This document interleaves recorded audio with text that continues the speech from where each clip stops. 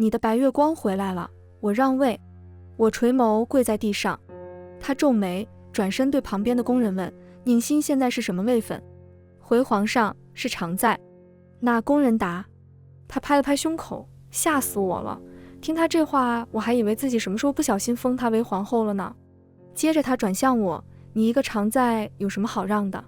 大家好，欢迎收看皮皮听书。我爹为了前途把我送入宫中，殊不知我跟皇上陆云剑有仇。选秀那天，他毫不犹豫就点了我，我当时就哭了。晚鸟，他这是想公报私仇。果不其然，点我进宫之后，他便给我封了个最低的位分，常在。其他同时进宫的不是妃就是嫔，只有我一个人是常在，然后将我忘在一边，理都不理。姑娘莫要为皇上伤心，皇上国事繁忙，听说其他娘娘也没事情，想来等皇上忙完就会来看姑娘的。丫鬟翠儿企图安慰我，我惆怅看她一眼，心说还是太年轻。我当然知道陆云剑为什么不招人侍寝，因为他有一个喜欢的人，那便是前威武将军林升的女儿林婉。陆云剑便是为他守身如玉的。当年陆云剑争夺皇位之时，林婉他爹林升站错了队。陆云剑登上皇位之后，群臣要求将他们全家处斩，可他却力排众议，只罚林升携家眷去戍守边关1年，并特地嘱咐好好照顾林婉，对他的深情可见一斑。如今1年之期已到，林婉终于要回来了。我堵在他下朝的必经之路，见他走来，快跑2步到他身前，本想只行个普通的礼，却不想被石头绊了一跤，扑通摔在地上。什么人？陛下小心！旁边的公公了吓一跳，急忙把他护在身前。我一言不发，抖了抖身上的土，便这样跪在地上。他用手拨开挡在前面的工人们，好像才认出我般。哟，是你呀，好久不见。我当然不会有什么好脸色，直接道：你的白月光回来了，我让位。他看了我半晌，我正不明其意，却不想他忽然转头问旁边工人：宁心现在是什么位分？回皇上，是常在。那工人如此答。他立刻就像松了一口气，拍拍胸口，吓死我了。听他这话，我还以为自己什么时候不小心封她为皇后了呢。接着他转向我：你一个常在有什么好让的？ MMP。 我握拳：谁跟你说位分了？我深吸2口气，耐着性子跟他说：我的意思是，既然你心爱之人回来了，不如放我们出宫，成全你们一生一世一双人。他皱眉：你想出宫？出宫后要去哪儿？我说：当然是各自安好，另觅良缘。他思索了一阵，忽然上前摸摸我的头，叹道：别做梦了，早点回去洗洗睡吧。说完就绕过我，带着一群人径直走开。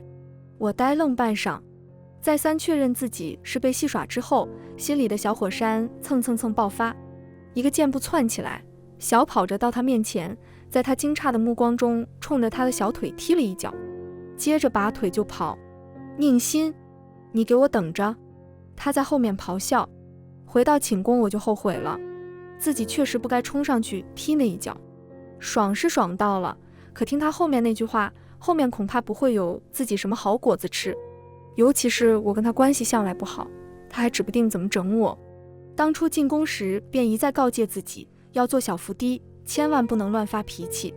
果然进宫这大半年都相安无事，哪想今日冲动，还当他是那个半夜翻我们家墙头的少年呢。一时忘了他都成皇上了。小姐，花嫔来了。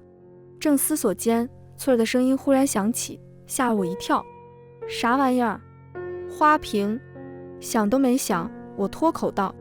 翠儿在旁朝我狂打眼色，扯了扯嘴角道：是花嫔娘娘。不用她说，我也看见了。花嫔是花侍郎家的女儿，陆云剑能当上皇帝，花侍郎也出了不少力。此时她向我走来，刚我那声喊她必定听见了。我只好假装若无其事，惊喜道：呀，花姐姐怎么有空过来？不才在下，别的优点没有，脸皮比常人厚上不少。我向她行了一礼，毕竟她的位分比我高，而且我不知道她的为人，若因为这些小事得罪了她，后面吃亏的也是我自己。想到这里，我又叹了口气，其实也是无所谓的，谁让我的仇人就是陆云剑本人呢？得罪谁还能比得罪他后果更严重？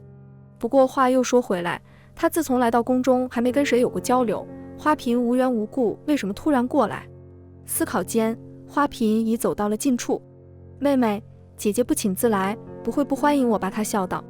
这话一出，我便知道了，棋逢对手。我笑道，姐姐说的哪里话，希儿高兴还来不及呢。亲密地拉住她的手，转头对丫鬟翠儿说，快去上茶，要最好的茶。说实话，我也不知道我这里什么茶好，但这样说肯定是没错的。她似乎因我的举动愣了一下，反应过来后，反手也将我的手抓住，拍拍道，妹妹真是太客气了。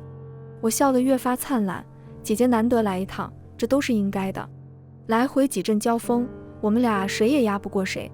她突然到访定是有事，我也不着急，就静静配合她表演。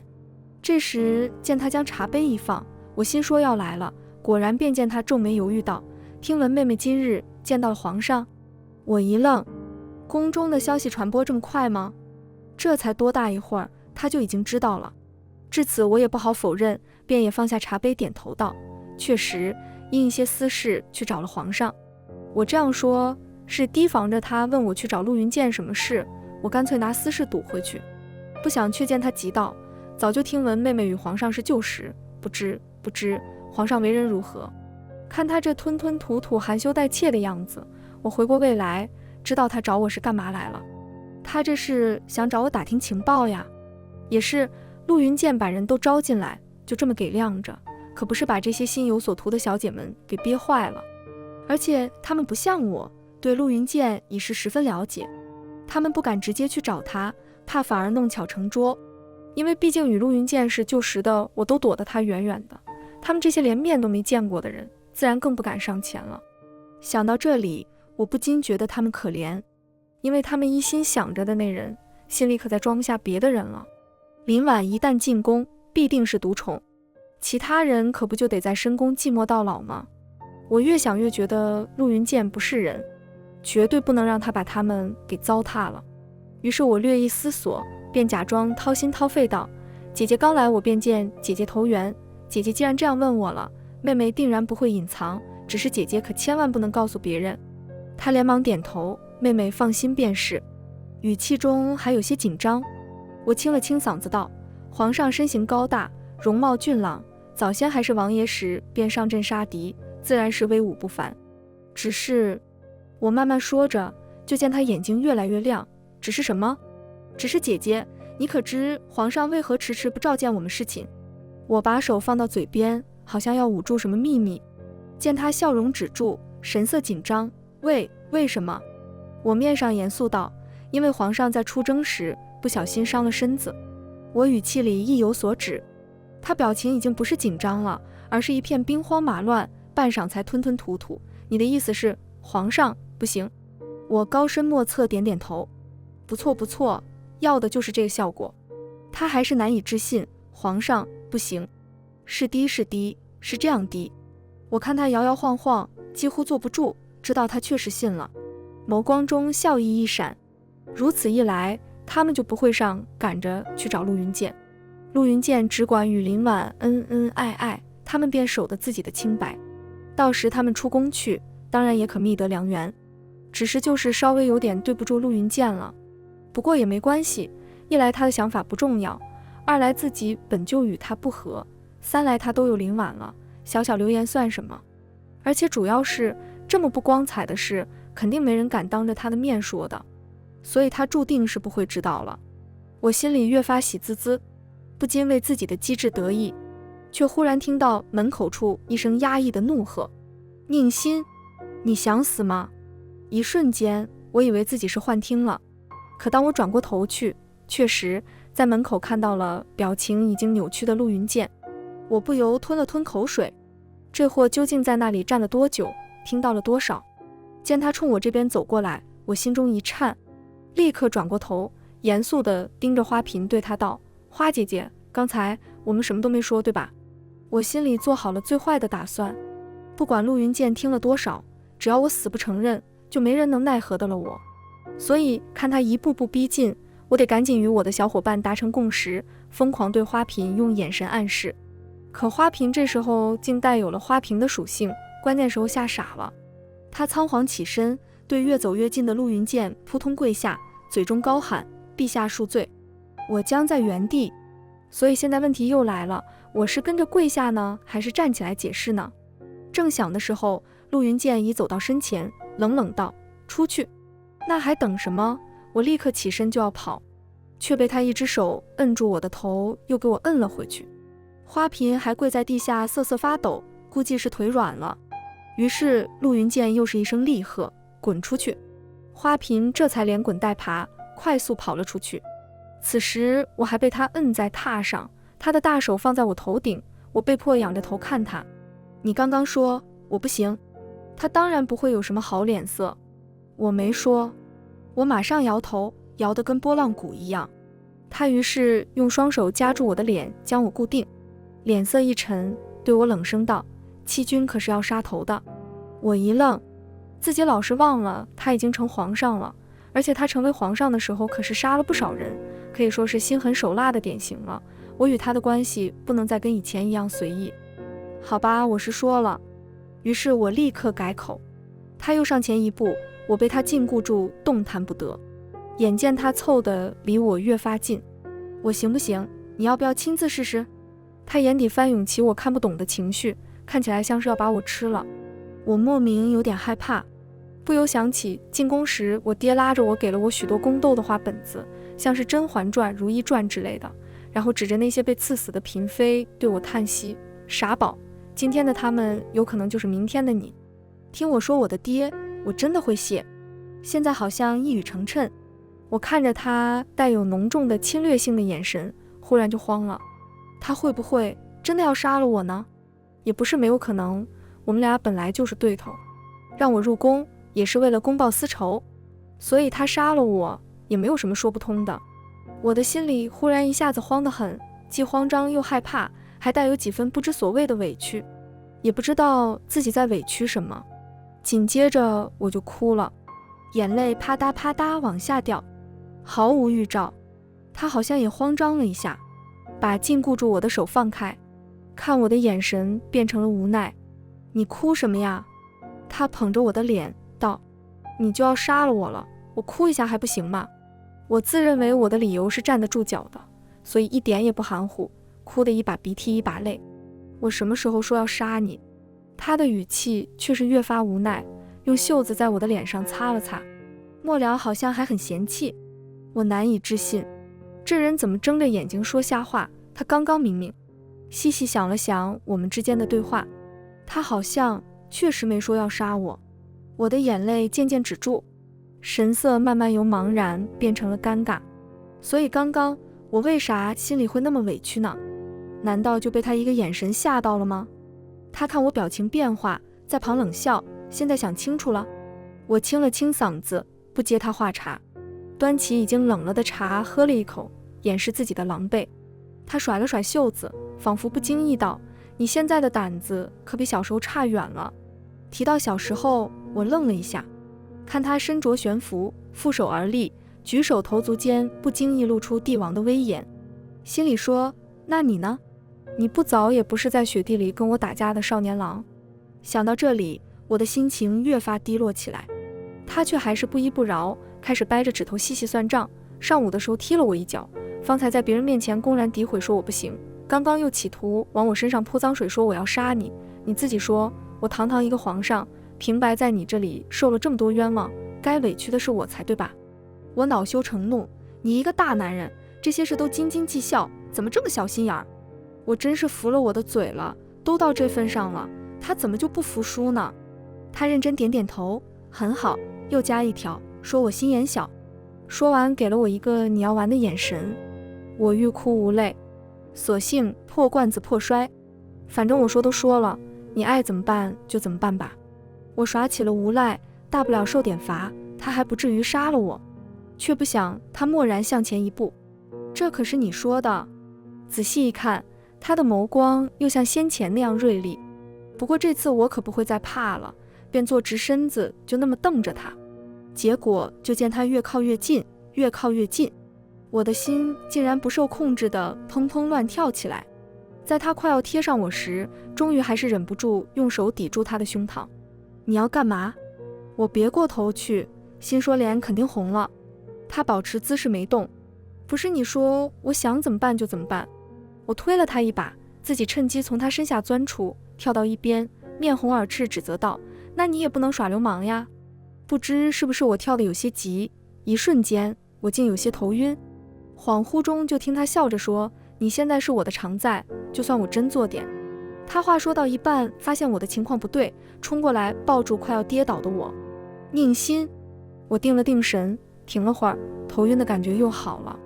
抬眼一看，近在咫尺的他神色变得异常可怕，就像那天雨夜他闯进太傅府敲我房门时那样可怕。等我反应过来时，手已经情不自禁抚上他的脸，意识到后尴尬的又缩回，我没事啊，起身太快了，哈哈。说着我就要站起来，他却还是那副可怕的神情，固执地圈住我。我愣住，他是不是也像我一样想到从前了呢？便在这时，门外忽然响起小太监的通报，禀皇上，林婉姑娘已接到宫中，在承香殿安置。然后我就看到他眼里霎时升起那么亮的光。我忽然好像知道方才自己为什么委屈了。你既然心中已有他人，又何苦来招惹我呢？陆云剑急匆匆离开后，第二天就传来了林婉被封为皇贵妃的消息。我初听到时还有点纳闷儿，心说怎么不干脆封为皇后。转念一想，林婉毕竟身份尴尬，想来是要等时机成熟再册封吧，比如生下皇子什么的。册封典礼择日举行，陆云剑特地下旨，在此之前众妃嫔不必去请安，他自己择日去承香殿。我脑袋里忽然想到一个词，金屋藏娇。于是我又回归了出来时吃吃喝喝玩玩的无聊生活，心想如果每天都这么待着，我可能会抑郁到死吧。而且心里说不出的烦躁。早上倒茶时不小心将茶泼到了身上，胳膊红了一片，心里更不爽了，所以决定去御花园走走。刚看了几棵秀丽的树，路过一个转角，却听到有人在说话。探头一瞧，却见前方亭子里聚着一大群人，是个宫的娘娘们，包括之前见过的花嫔。她们聚在一起，似乎在讨论什么。我顿时来了兴致，八卦呀，谁能不爱八卦？于是我赶紧往前凑，边走边笑道，这要巧，各位姐姐都在这里啊。我这么说着，一一向她们行礼。悲剧，谁让我位分最低呢？抬眼看了看，撇开已经见过的花嫔不说，还有京兆尹的女儿杜嫔，宣威将军的女儿元妃，吏部尚书的女儿洛妃，除了当朝丞相的女儿岳贵妃和刚被册封的林婉之外，后宫人齐活了。姐姐们这是在说什么？我走到近前，又问了句，这些人我是都认识的，当年在尚在闺阁中时，偶尔会在宴会上遇见。他们看到我似乎有些惊讶，相对来说和我比较熟的花嫔迎了上来。妹妹来得正好，这几天不见妹妹，也不知那日后怎么样了，我们正担心妹妹呢。好家伙，我说他们怎么都愣了一下，原来是在讨论我呢。没想到竟然吃瓜吃到我自己身上，我一时不知如何回答，只尴尬地扯了扯嘴角道，还好。我看向花嫔，心说她的嘴也真够快的，不想这一看，竟在她脸上看到了担忧的神色，好奇又担忧。我心说不是担忧我吧？再看其他人，也都是表面平静的神色中暗含忧心忡忡。我正疑惑呢，就听花嫔吞吞吐吐又问，我听闻皇上甚是威严，皇上他就没有对你做什么处罚？我一怔，明白了，原来是陆云剑在外凶名太盛，把他们吓到了。毕竟1年前的皇位之争历历在目，陆云剑从一个不受宠的皇子一步步走上皇位，当时死了那样多的人，可都是他一手葬送，所以他们理所当然以为陆云剑心狠手辣，对忤逆的人毫不留情，更不用说我这背后说他坏话的了。而且看中嫔妃这样子，那天的事花嫔肯定都告诉了他们，他们定然也都知道了陆云剑的小秘密。这样想来，陆云剑在他们心目中就成了一个既身体不行还心理残暴之人，确实挺冤屈。而且主要是这冤屈差不多还是我一手造成的。我汗了一把，难得心生愧疚，想着不行就帮他挽回一点颜面吧。于是我笑了笑道，姐姐们多虑了，皇上并未对我做什么，而且那日我所说之事未必当真，毕竟皇上受伤是在多年之前，现在兴许已经找太医治好了。我随口找了个理由说着，却不想我刚说完，立刻就有人附和。杜嫔忙点头道，对，皇上定然是已经好了，否则怎能夜夜留宿承香殿。元妃也道，况且妹妹犯了这等错事也未受罚，想来皇上是个宽容之人，不会对后妃过多计较。洛妃则叹息，大家进宫也不都是为了自己，毕竟身后还有家族，无论皇上为人如何，伺候皇上是我们的本分。花嫔也是一脸喜色，姐姐说的极是。我等等，这个发展不对呀，听他们话里的意思，怎么好像又对陆云剑抱有期待了？这怎么可以？林婉已经回来了，他们再一个个凑上去，伤了自己不说，还有可能使他们二人之间生嫌隙，最后岂不谁也讨不了好？看着他们一脸欢天喜地的样子，我心知自己方才一心软，终究是错了，得赶紧想办法补救。于是我猛掐自己一把，眼圈登时红了，接着拿起帕子轻抹，装作擦眼泪的样子。他们注意到我的异常，都是一顿。杜嫔问道，妹妹这是怎么了？姐姐，我带着哭腔。妹妹想了想，还是不忍心欺瞒姐姐们，说着我往纠结里演。他们一惊，元妃忙问，妹妹此话怎讲？我方才为了不让姐姐们伤心，所以撒了谎。我一边说，一边掀起自己的袖子，露出早上被茶烫红的手臂。这是皇上打的。我说，心里默默给陆云剑道了个歉，为了大家的幸福，只能委屈他了。众人顿时凑过来，我怕他们细看出端倪，连忙又把袖子拉上，装作难以忍受，所以痛哭。悄悄看他们一眼，众人已是满脸震惊。身上还有其他地方，我擦了擦眼角好不容易挤出的泪。我自幼与皇上熟识，早知皇上眼里揉不得沙子，谁犯了错必定严惩。先前他有一个丫鬟，因偷吃了一块玫瑰糕，竟被皇上活活打死。他们中有人已经吓得轻轻颤抖，我见效果不错，再接再厉。而且皇上特别记仇，心眼小，犯了错被他抓住，即使当时没发作，事后也会找回来。他铁石心肠，任何人求饶都没用。他心狠手辣，会采取各种极端的手段。我越说越是眉飞色舞，觉得这次他们肯定死心了。众人已经面无血色，胆小如花嫔甚至扑通跪下了。跪下了！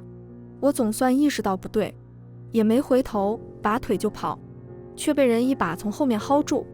转过脸去看，果然就见他揣着手站着，四目相对。呵呵，他说，我是被他拽着领子拽到太和殿的。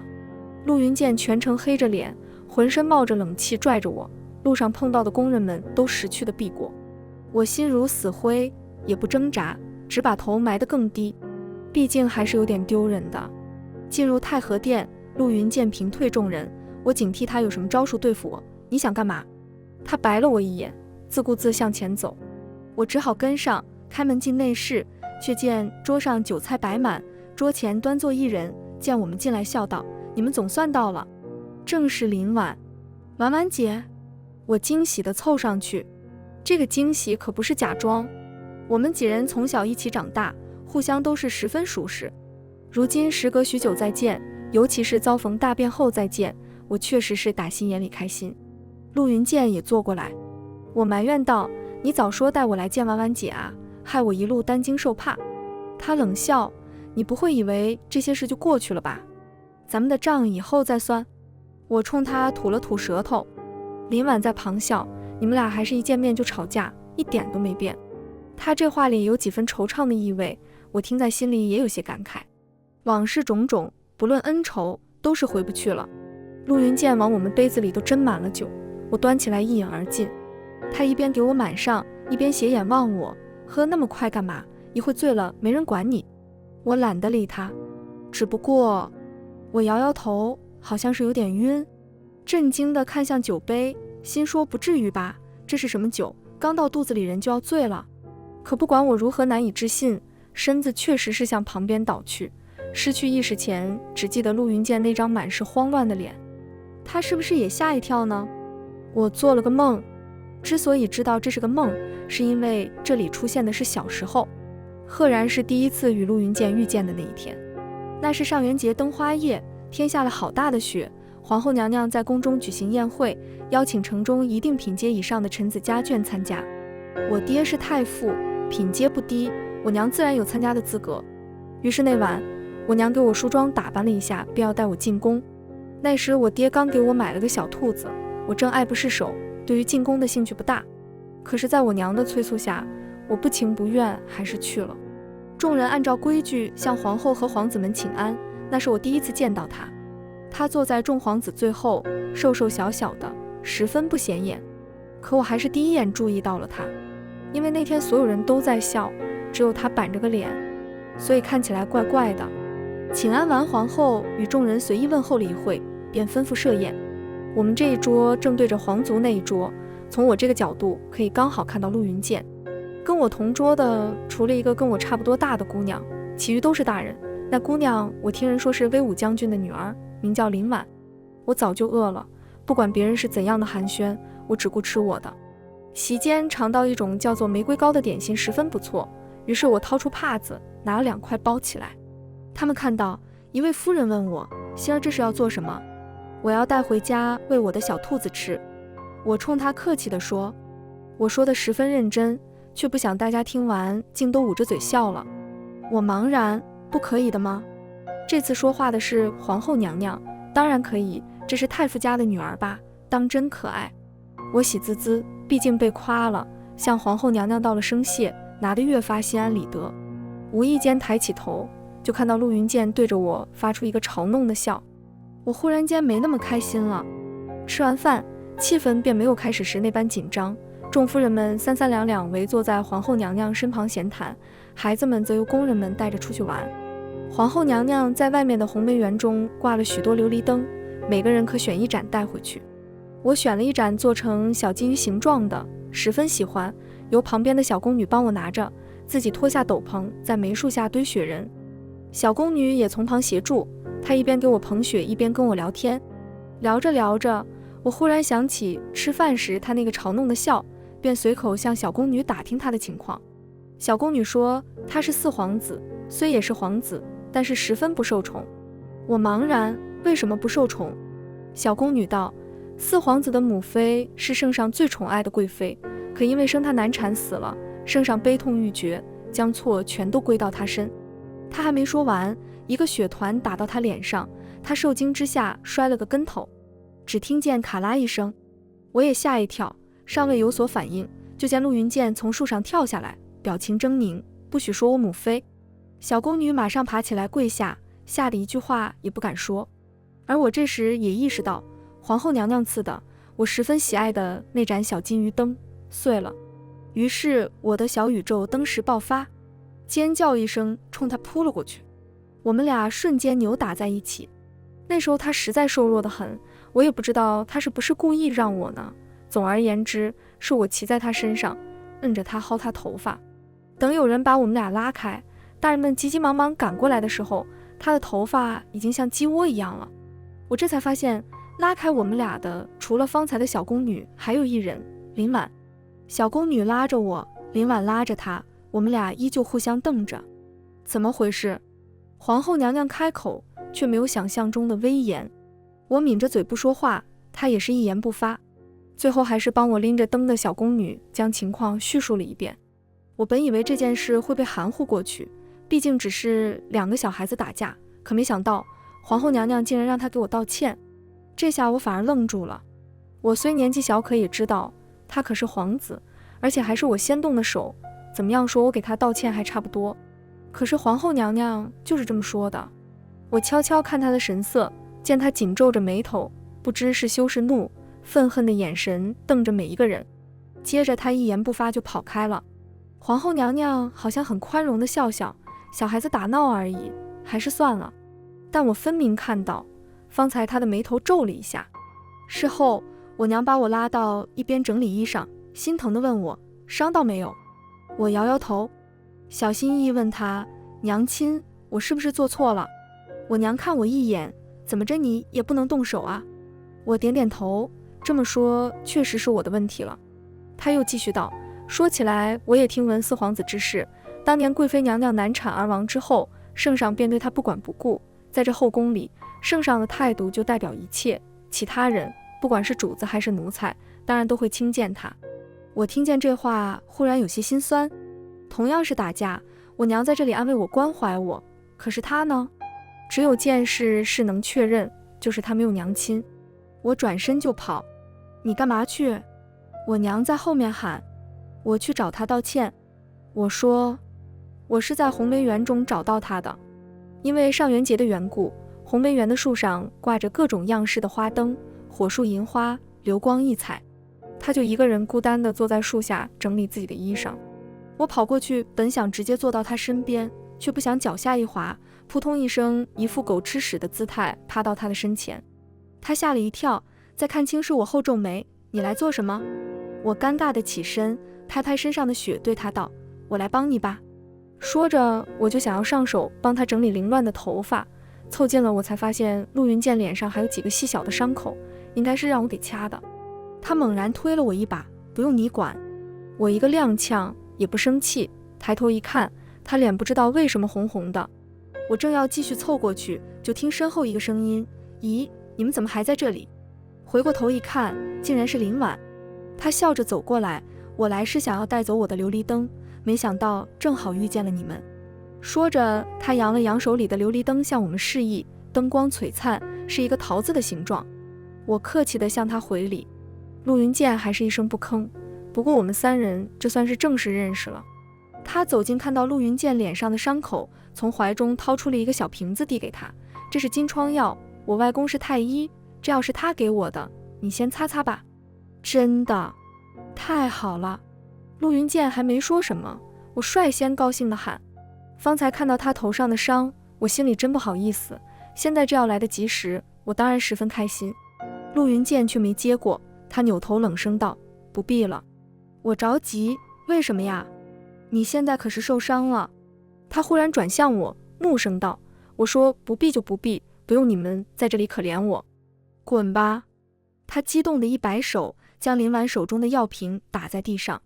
林婉被他忽然间吓到了，定下神来，快走两步，将地上的药捡起拿在手里，心疼地用袖子擦了擦。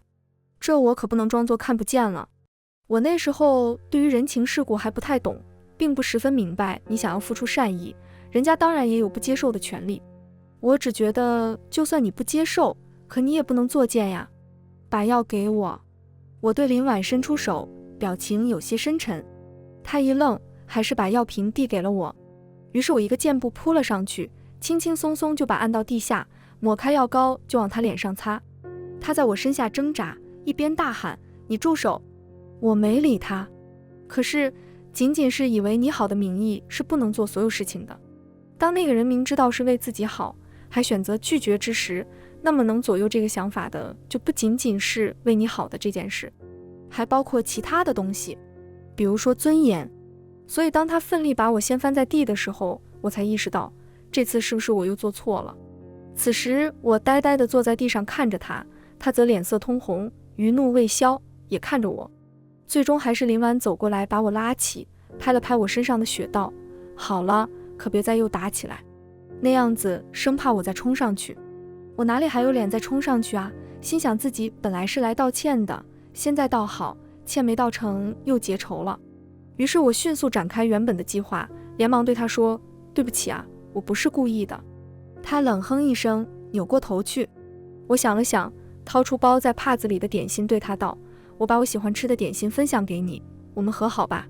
想了想，还是有点不舍，这点心我是准备分享给我的小兔子的。不要。他嗤笑一声，神态依旧是那么冷。不过好在我也已经习惯了，开始发挥我厚脸皮的本领，不用客气啊，你就吃吧。说着我把点心从帕子里拿出来，先拿出一块给了林婉，又拿出一块塞到自己嘴里，又把另一块给他。我说我不，他一张嘴，我已经给他塞了进去。我喜滋滋看着，正要问他甜不甜，就见他脸色涨红，猛然开始一阵剧烈咳嗽，显然是噎到了。他的表情那叫一个痛苦。我顿了一瞬，忙把手里的点心连带帕子一块放到他手中，自己跳开。你慢慢吃，我先走了哈。说完，不管他作何反应，溜了。回来后，我对这件事内疚了一段时间，后面渐渐忘了。本以为我们3人的遇见只是人生中一段小插曲，后面不会再有太多的交集。所以几个月后，当我在我爹的书房看到陆云剑时，我下巴差点没掉下来。我爹还在乐呵呵给我们介绍，宝儿，快来拜见几位皇子，今后他们会经常来府中，你不要坏了规矩。原来圣上近来身体日渐不佳，为了以后皇位继承，对皇子们也越发严格。我爹是太傅，负责教导皇子诗书经略；林婉的爹是将军，负责教导皇子武艺功夫。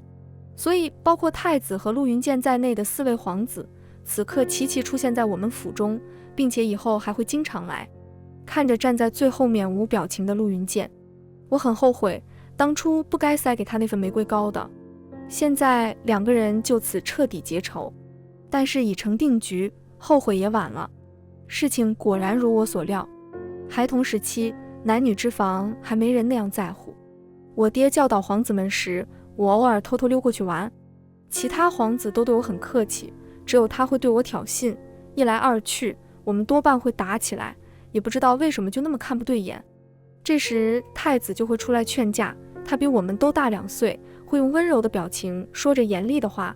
我不是很怕他，反而有点可怜他，因为他一直是温和有礼谦逊的样子，像戴着个假面，人这样活着的多累啊。总之我跟他们也混熟了，甚至有时候我会换上男装，跟他们一起去林将军的习武场。他们在习武场上训练，我则去找林婉看他制药。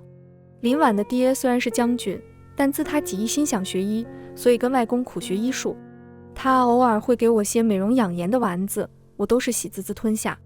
有时晚上也不回去，直接跟他睡在一起。我爹也不管我，任由我自己去疯玩。太子曾不止一遍感慨，跟林管比起来，我倒是像将军家的女儿。那天我又随皇子们来到林府，林婉刚好去他外公家里，皇子们都在训练，我一个人甚是无聊。忽然想起林府后院角落的梧桐树上有个鸟窝，我早就想掏了，于是自己一个人跑到后院，很是费了一番功夫爬了上去。正得意间，透过浓密的枝叶随意往下一看，只觉天旋地转，登时一阵眩晕，竟然有点不敢下去。我使劲扒着树干，尝试着喊了2声，也没有人过来。心想这样事情就有点复杂了，本想掏鸟窝来着，现在鸟窝没掏成，自己还下不去。不过我也没有太担心，因为我是跟着皇子们一起来的林府，他们走的时候找不见我，定然会寻我。而且这个地方虽然有点偏，也不至于一个人都不经过吧。到时我看到下面有人在喊他们就是。于是我趴在树干上静静等着，等着我就睡着了。再次醒来时，我只觉身子发麻，好在一个机灵没掉下去。不过我发现了另一个让我惊恐的事，就是天色慢慢暗了下来。我惶恐之下又有点无语，难不成我消失这么久都没有人找我的吗？想了想也不太可能，我脑袋里比较倾向于另一个答案，就是他们找我的时候，我睡太死了没听见。这树叶这么密，就算有人从下面经过我不出声的话，他们也未必看得见我。毕竟一般也没人想得到我堂堂一个太傅家的千金小姐在树上睡觉。无奈之下，我只好扯开嗓子大喊。可是这月黑风高，树影婆娑，始终没有人过来。我终于慌了，自己现在这状况，肚子又饿，身子又麻，恐怕坚持不了多久。重要的是我怕黑，越想越害怕，最后还是忍不住哭了起来，一边哭一边叫救命。不知是不是错觉，隐约中我听到有人喊我的名字，慢慢止住哭声，喊我名字的声音清晰了起来。这声音好像就在树下。我透过浓密的枝叶向下望过去，借着月色看清了陆云剑，他在下面昂着头看着我。宁心，别害怕，他说。哇，我激动的又哭了出来，反倒对他埋怨，你怎么才来啊？别哭，先想办法下来。他继续道。我听了他的话，知道现在也不是发泄情绪的时候，可心里还是委屈，我就是下不来才一直待在树上的。能说出这句话，我已经不怕丢人了。你跳下来吧，他说，我接住你。我一听这话连忙摇头，那怎么行？你要是没接住，我要是摔出毛病可怎么办？信我。他只说了2个字，可是不知道为什么，我竟然感觉到安心，一下子就相信了。那我跳了啊，我说着，稍微调整了下姿势。跳吧，他道。深吸2口气，我闭上眼睛，身子朝侧边一滚，一股失重感霎时袭来，接着我便坠入一个柔软的怀抱。他被我压倒，手臂却紧紧环住我的腰。我趴在他身上，脸紧贴他的胸膛，听到他胸腔中心脏有力的律动，不知怎地，我的心也狂跳不止。我猜自己这是吓的。没伤到吧？他问我。我的腿好像抽筋了。我说。他叹了口气，扶我起身，在我身前蹲下。上来吧，他说。我一愣，慢慢扶到他背上，任他轻轻托起我。我则环住他的脖颈，头轻轻靠在他耳边，随着他的步伐移动，耳边的发丝一颤一颤，挠得我心痒。还以为他会疾言厉色吼我说我，没想到他只是淡淡的，与往常不一样，竟然有些温柔。可是这可能吗？陆云剑也会对我温柔？想到此，我伸出一只手抚上他的额头。你没发烧吧？他顿住，再乱动我把你摔下去了。他冷冷说。我点点头，这才对嘛。回到前厅的时候，众人都不在，一打听，原来都出去找我了。他们以为我被人贩子绑了去。听说太子还禀明圣上，动用了城中禁卫军，如此兴师动众，我好生愧疚。等大家接到消息，陆续赶来时，我正吃着将军府的厨子端上来的点心。来一个人就问我哪儿去了，我也不嫌麻烦，一个一个向他们解释一遍，然后就看到他们每个人眼里的无语。不过已经注定要丢脸，我也无所谓了。最后赶来的是我爹和我娘，我娘还好，我爹是所有人里最激动的。他哭了，我怀疑我爱哭的毛病就是遗传的他。看到他泪眼汪汪，我也心酸起来。所以就剩我跟我爹抱头痛哭，其他人都在旁边无语的静静看着。过了一会，太子问陆云剑，为什么他会知道我在那里？我立刻抬起头，这我也很好奇。却见他随意地看了我一眼，淡淡说，碰巧罢了。原来是碰巧啊。可是太子好像开玩笑说了句，我还以为你平常注意着些儿。这次陆云剑没说话，我立刻道，那怎么可能呢？这件事就此过去。我被警告以后去哪个地方，要不带个人，要不跟别人说一声，生活就回归了原来的老样子。只是我跟陆云剑的关系经此一事稍微缓和了点，但还是偶尔吵闹。这种情况一直持续到我年岁渐长。我爹语重心长拉着我的手说，宝，虽然你人傻，脾气大，长得也没那么好看，但好歹是个女的，为了你的名声着想，就别乱出去跑了。没错，我是到了要顾及名声的年纪，不能再乱跑出去跟皇子们厮混了。我娘开始频繁带我去宴会，给我买漂亮衣服和首饰，请嬷嬷们教我礼仪。林婉也是这样。当我们俩半个月之内第3次在宴会上相遇，她拉着我的手叹道，不能做自己想做的事，这就是女子。我这才发现，在这件事情上，她比我心中要有怨气的多。回去后，我洗漱完躺在床上，难得也思考了下关于自己以后怎么办这个深刻的问题。嫁人，这是不必说的。问题是，我要嫁给谁呢？不知为什么，我脑袋里闪过陆云剑的身影，立刻甩了甩头。怎么想到他呀？辗转反侧间，忽然听到窗子外有动静，像是轻轻击打的声音，就好像有人在外面敲我的窗户。是谁？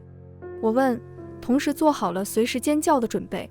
窗外的敲打一顿，接着响起熟悉的声音，是我。我松了口气，走过去拉开窗子，果然看到了陆云剑。你来干嘛？我问他，自己都没发现，时隔半月，如今乍一见他，心里竟有些欢喜。他目光在我身上游离了一圈，马上避过去。我顺着他的目光低头，这才发现自己只穿了小衣就过来了，脸上当时通红一片，连忙跑回去披了件衣裳，才折了回来。你来做什么？我脸色的羞红还没下去，却强装镇定。他脸上噙着笑，嘴上却不饶人。多日不见，看看你是不是还活着。我当然不甘示弱，我谢谢你啊。至此，两人都没有再说话，气氛忽然暧昧起来。此时我在屋内，他在屋外，两人之间隔着一扇窗。透过这扇窗望过去，我可以看到漫天的星河与皎洁的月亮，以及在我窗前披星戴月的他。我这才发现，原来他竟不知何时长得这么高了，已经不再是印象里那个被我按在地下薅头发的孩子，而是长成一个潇潇肃肃、爽朗轻举的少年郎，而且还生得这样好看。我的目光不自觉沾到他身上，就见月色下，他偏过头，好像只是随意地说：“喂，我们和好吧。”目若朗星，面如冠玉。我说不出自己是什么感觉，只觉心脏咚咚咚狂跳。他见我这样，笑了一下：“你发什么愣啊？”我心中慌乱，心说我也不知道啊。便在这时，门口有声音响动，丫鬟翠儿的声音传进来：“小姐，你做噩梦了吗？我怎么听见有说话声？”我们俩都是一顿。他忽然扶手，在我耳边轻声道：“改日我再来，你多保重。”我尚没反应，就听他又道：“和好还是不和好，下次来再告诉我吧。”说罢，他一个闪身，消失在夜色里。那天晚上，我翻来覆去，一晚上没睡着。我以为他说的下次会很快到来，却不想后面一直没机会再见到他。听我爹说他表现出色，被封为安王，现在非常受圣上器重，被派去了不知哪个地方评判。甚至有传言，圣上身体现在越来越不好了，所以有意皇位在他和太子里面选。我其实还挺惊讶，不知道他为什么能得皇上器重。我明明记得刚见他的时候，他一点也不受宠。当然了，皇位什么的我不关心，我心里一直记挂着这个和好的事情，满怀期待等他回来。终于听到他回来了的消息，正欢喜，却也得知他受了伤，于是欢喜瞬间变成了担忧。我急急忙忙带着翠儿去看他，他现在是安王，有了自己的府邸，很是威严气派。我等不及下人通报，亮出身份便闯了进去。可是当我跑着进到厅堂时，却见到他背对着我，正和林婉说说笑笑。林婉应该是刚为他包扎完，忽然抱住了他，再抬起头来，满面娇羞。见到这个场景，我不知为何慌了。等意识到时，自己已经跑开。翠儿在后面气喘吁吁追赶：“小姐，你跑什么呀？”我这才反应过来，是啊，我跑什么呀？不知是不是我跑得太急，我的头竟然有点晕。一把拉住追过来的翠儿，扯了扯嘴角道：“我身子不舒服，先回府吧。”回到太傅府后，我便不头晕了，只是心情有点恹恹的，脑中时不时想起他们两个抱在一起的场景。又过了几日，宫中忽然传来消息，圣上要为太子和安王选妃，坊间流传是要在我与林婉二人之间选。这消息让府中的每个人都紧张起来。为了此事，圣上召太子和安王进宫密谈，是要让他们自己选吗？我心中暗想，如果是让他们自己选的话，太子八成会选林婉，因为皇后娘娘与林将军是血亲，一来太子与林婉在一起是亲上加亲，二来林将军有兵权。为了以后打算，那定然是选手下有兵有将的将军之女，而不是空有虚衔没有实权的太傅之女。那这样的话，我岂不是要嫁给陆云剑了？不止我这么想，大家好像都是这么想。翠儿还满面担忧：“小姐您跟安王关系那般不好，要嫁给他以后可怎么办？”我没说话，心里虽有些慌乱，但更多的是期待，虽然不知道自己在期待什么。密谈很快结束，让人不解的是，陆云剑竟跪在门前整整一晚。那晚雪下得很大，他伤又未痊愈，所以很快晕倒在雪地里。最后是圣上心软，让人抬了进去。但这件事却惹得流言四起，众人纷纷猜测，是不是安王也对林婉有意呢？我静静听着他们的讨论，心里的期待感烟消云散。结果很快出来，要嫁给太子的人是我。翠儿欣喜，原来安王爷早就喜欢林姑娘了，好在圣上心疼安王爷，准了他们的亲事，小姐也可以嫁给温柔的太子，这结果真是再好不过了。我面无表情，抬头看着兴奋的他，这会是好结果吗？我没办法回答，我心里只有委屈，但我也不知道自己究竟是因为被嫌弃而委屈，还是因为始终没人问过我的意见而委屈？还是因为他不喜欢我而委屈？不管我心里怎么想，这门亲事就这样被定下了。时间是在3个月后，听说是因为当今圣上的身子每况愈下，这才急急忙忙给2位皇子定亲。于是大家开始忙忙碌碌给我收拾嫁妆、裁剪衣裳，我自己却提不起劲。不知是何缘故，我经常会犯头晕症。我爹找来太医也没瞧出什么问题，只说天气渐暖，许是身子乏了。这天，翠儿提议要不要去挑选出嫁的首饰。我虽没什么兴致，不过想到近些天确实一直闷在家里，出去逛逛也好，便随他去到京城里最大的首饰铺子珍宝阁。但是刚一进门，却发现林婉和太子走在一起。他们见到我，神色有一闪而逝的慌乱。我以为他们是怕我误会，便没有在意。果然听到太子解释说，本想挑几件首饰送给心儿，却不想刚巧碰到林姑娘。听到这称呼我一怔，心儿、林姑娘，以前我们在一起玩时，他们都唤我们心儿、婉婉的，如今确实不一样了。太子走上前，打开手里拿着的盒子，问我喜欢吗？我也冲他笑了笑，喜欢的。我说，婚期临近，我在府中待嫁。不过让我奇怪的是，太傅府并没有十分欢天喜地的氛围，反而在忙碌中透着丝丝紧张。我不明所以，去问我爹。我爹说，现在朝中形势很不好，安王不知为何与太子反目，现在朝中众人忙着站队，人人自危。他说着深深叹了口气，连带我也惆怅起来。但这种情况显然不是我能左右的，在变故出现之前，我只能按部就班。夜里，窗外哗哗下着大雨，我被这声音吵得心烦，翻来覆去睡不着。不知是不是错觉，我竟又听见窗外传来敲打的声音。正想着要不要下去看看时，就听见他在窗外道：“宁心，你睡了吗？”我连忙披上衣服，迅速冲过去。见到陆云剑，我一愣。不算他受伤，我去安王府中找他那一次，我们还是好久才见面呢。外面下着大雨，他就站在雨中，也不打个伞，浑身已湿透。快进来！我想都没想，赶紧把他拉进房中，慌里慌张想要找个东西给他擦擦。他却一把抓住我的手。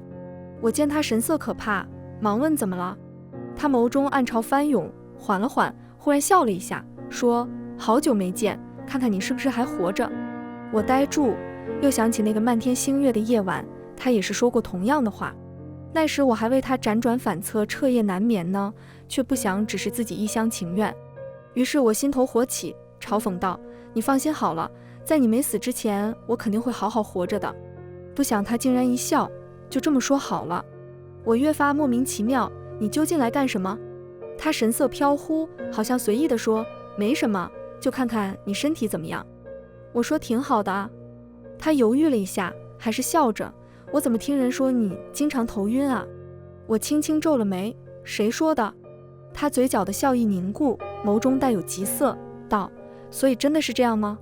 我漫不经心说：“是有点，应该是天气暖了吧，身子乏。”他嘴唇动了动，终究还是没说什么。我抬头看他的脸苍白无血色，伸出手摸摸他的额头，不会是淋了雨发烧了吧？他勉强笑笑：“怎么可能呢？”我们俩就这么沉默着，互相都没有说话。窗外雷声响过，我好像被提醒般，转身就要进屋。我给你找东西擦一擦。他再次抓住我的手，轻轻道：“不必了，你自己多保重。”说罢转身闯进了夜色。我看着窗外茫茫大雨，有点想哭。想起那晚他身披星月在我房前，问我愿不愿意跟他和好，我心中还多了几分气恼。我凭什么要跟他和好？之后几日我都待在家中。让我没想到的是，我爹忽然称病宅家。看到下人们行色匆匆，我意识到事情有些不妙。我爹严肃地对我说：“太子和安王打起来了。”我还没搞明白谁赢了。我爹没好气问我：“你说你是不是缺心眼儿？”我懒得跟他吵。听翠儿说才知道，这个打起来指的是打仗。圣上在宫中垂垂欲死，他们却先等不及了。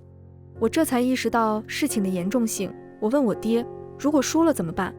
我爹也很严肃：“成王败寇，你说呢？”这场争斗持续了半个月，半个月里我惶惶不安。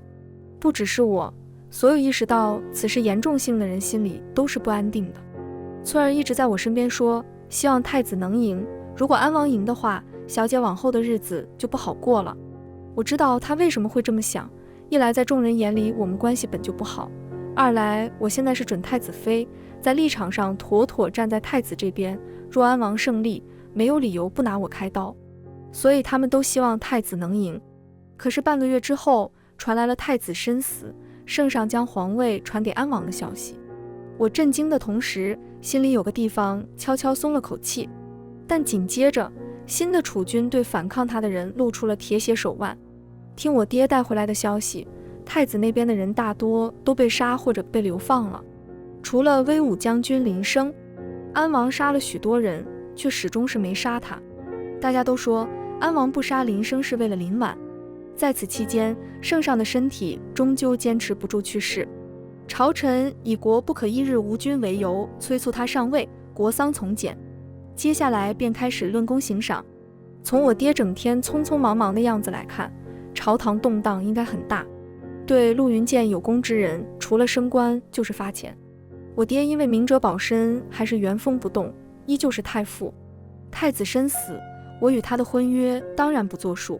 林升带着林婉去边疆守1年。不管如何，此事终于尘埃落定。之后，在朝臣的建议下，开始轰轰烈烈的选秀。有功之臣的女儿们纷纷被纳入宫中，这当然也不是什么稀奇事了。令众人惊讶的是，其中还有一个我。不止他们，我自己也很惊讶。真要细细计较起来，他与前太子仇对，我是前太子的未婚妻，也算是他的仇人。再加上我们俩先前的关系，除了公报私仇，我想不出其他理由。我也懒得再多想了。往事一幕幕，等我蓦然惊醒，才从梦里回归到了现实。我轻轻舒了一口气，看周围陌生又熟悉的装潢，心知自己应该还是在太和殿。我不禁有些脸红，毕竟我自诩酒量尚可，没想到只喝一杯就醉了，而且醉得这么干脆。抬起手，发现早上被茶烫到的胳膊也被包扎好，旁边也没个人，但隐隐听到说话声，听声音应该是陆云剑和林婉。我循着声音向他们走去，不知怀着什么心思，我静悄悄的，也没出声，慢慢凑了过去。陆云剑声音听起来有些急躁，怎么样？林婉的声音则是有些冷，再吃2天药毒就会解了。我怔，什么毒？只听陆云剑好像松了口气，谢谢了。林婉冷笑，也不是为了你，你到时遵守承诺便好。这对话听得我越来越莫名其妙，也不偷听了，干脆站出去问，你们在说什么？谁中毒了？你们闹矛盾了吗？他们2人都是一愣。林婉忽然笑道，是朝中的一位大臣，他遭遇刺客不小心中毒，皇上特地让我配药来解。听他这样解释，我觉得怪怪的，下意识不太相信，但我也没多问，因为我看得出他们2个好像不想多谈。于是我识趣的转移话题，对陆云剑道，你酒里是不是放什么东西了？我怎么才喝一口就醉了？我以为他会嘲笑我酒量小，却不想他只是一怔之后问，你酒醒了吗？这下我反而愣了一下，下意识说，醒了，已经完全没事了。他点点头，朝外招呼了一声，接着一个小宫女就端着一碗不知道什么东西的东西过来。他冲我摆摆手，醒酒汤，喝了吧。我呆在原地无语地看着他，我刚刚好像说的是我已经酒醒了。他冷笑，你的意思是不想喝吗？我泪流满面，他为什么阴阳怪气那么吓人？想了想，我还是端起那比我脸还大的碗，干了！我喊着，一饮而尽。喝了醒酒汤，又吃了蜜饯点心若干，才把嘴里的苦味压下去。心说自己真是苦逼，一桌大餐不仅一口没吃着，还被灌了一肚子药。这时林婉忽然道，希儿今晚不如就睡在我这里吧，不然以后恐怕没机会了。我一惊，正想他这没机会了是几个意思，就听陆云剑道，就这样吧。他那理所当然的回答险些让我恍惚，刚这问题是问的我对吧？总而言之，当晚我便去承香殿住下。这让我想起了小时候，我也经常去将军府不想回家，便跟林婉同榻而眠。两个小姑娘有说不完的心事，经常会聊到很晚。这次也一样，不过我们聊的是分别的这许多时间，各自是否安好。聊着聊着我就困了，在恍惚中，我听见她忽然道：“我以前做过2件有愧于你的事。”什么事？迷迷糊糊我问。她沉默了会儿，又道：“不过现在都已经不重要了。”我此时眼睛都有点睁不开，心说不重要，那我就不问了。于是我没说话。她长叹一声，也不知对我说还是自言自语：“睡吧。”第二天醒来，我脑袋里倒是有这么段记忆，可是又不十分确定。于是我拉着她问：“婉婉姐，你昨天晚上是不是跟我说了什么奇怪的话？”她摇摇头：“没有。”好吧，这也不能再问下去了。早餐当然也是在城乡店吃的，让我惊讶的是，陆云健竟然特地赶了过来，陪我们吃了这顿早餐。我心说至于吗？就这么一晚上都不忍心分开，还眼巴巴过来。结果就听林婉也道：“至于吗？”但他话说半截，又自顾自点点头：“也是，以后还不一定是何时呢。”又是以后？我愣，以后会发生什么吗？我正要开口问，然而就在那一瞬间，我悟了，她是不是就要被封后了？如果她成为皇后的话，至少他们定不会亏待我，或许要放我出宫。如此一来，再相聚岂不确实无定期？我越想越肯定，越觉得这想法简直无懈可击。但在恍然的同时，心里也有一丝丝伤感，被我强行压了下去。吃完饭，我独自回寝宫，刚进门就见翠儿迎了上来。她说岳贵妃召见，让我回来后去一趟。我懵。岳贵妃是当朝丞相的女儿，虽然我们之前见过，但进宫之后再无交集。昨日在御花园的嫔妃中也没有她的身影，现在她突然找我做什么？不过我也没纠结太久，她找我，我就去一趟呗，正好溜溜神儿。于是我转道就去了岳贵妃所在的承欢殿。刚被宫女领进去，便吓了一跳。好家伙，这乃是岳贵妃找我啊！全宫的妃嫔娘娘们都在这里，她们正在讨论着什么，见我走近，都飞快迎了上来。妹妹，她们将我上下打量，眸光中带着试探。妹妹，你还好吧？我默然，看这试探是多么熟悉，这不就是昨天在御花园中的翻版吗？我可算知道他们是为什么找我来了。情报，果然还是情报。昨天我被陆云健当场逮到，这次陆云健是怎么处理我的，他们都十分好奇。岳贵妃代替众人发问，皇上之事我都听花嫔妹妹说了，敢问新妹妹，你所说可是真的？她目光灼灼地盯着我，从她的目光中，我能感受到她的焦急。想想也是，毕竟对于他们来说，进宫不仅仅是为了家族，最终也还是为了自己。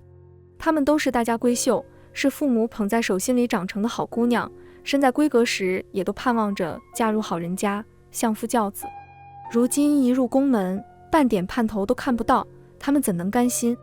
对此我也十分同情，尤其是经过昨晚，我知道林婉将要被封后之后，林婉和陆云健念着往日的交情，不会为难我。可是他们呢？当初他们是被家族作为功臣之女塞入宫的，陆云健为了不服他们各自家族的面子，定然不会主动将他们遣出去，而有林婉在，定然也不会照信他们。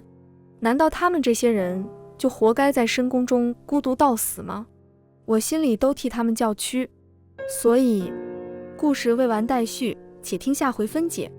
皮皮听书感谢您的观看，每天上新精彩小说，喜欢就订阅吧。